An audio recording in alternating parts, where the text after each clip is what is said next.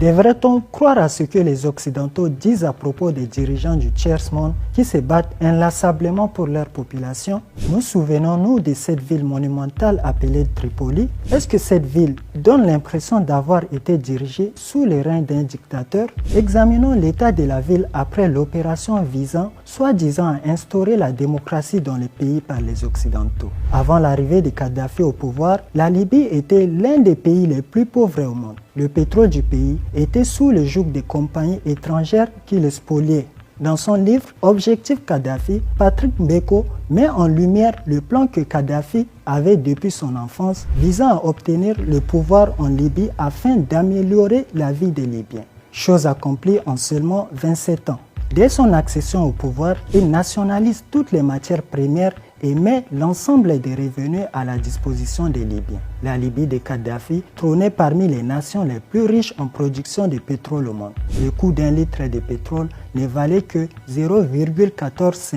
Il a rendu l'éducation, l'hospitalisation, le gaz, l'eau et l'électricité gratuits. La Libye ne connaissait aucune dette et disposait d'une réserve internationale de plus de 150 milliards de dollars. D'ailleurs, dans son livre vert, dont les propos montrent un esprit de démocratie avancée, pourtant réfuté en Occident, il démontre que la cause des inégalités dans le monde réside dans le système bancaire détenu par 3 familles obscures qui dirigent le monde, ce qui n'a pas plu à ces dernières. Par la suite, ce livre a été interdit dans de nombreux pays occidentaux. Jusque-là, tout semblait idyllique.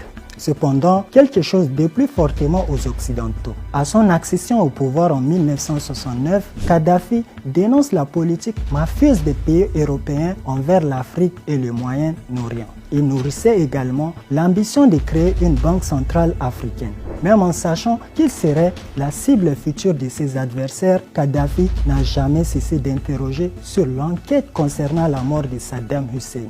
Selon plusieurs sources dignes de foi, Sarkozy serait le principal instigateur du massacre de Kadhafi car il avait reçu de l'argent de ce dernier pour financer sa campagne en vue de sa réélection au pouvoir.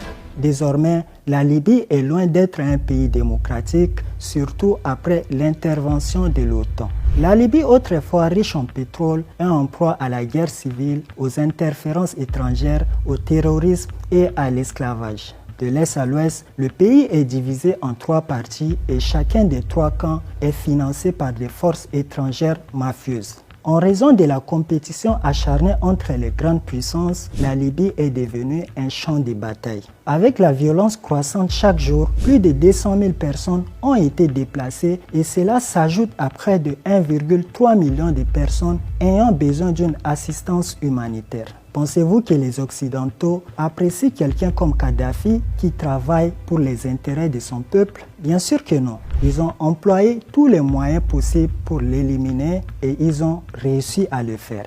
Merci et à très bientôt sur Nouvel Op.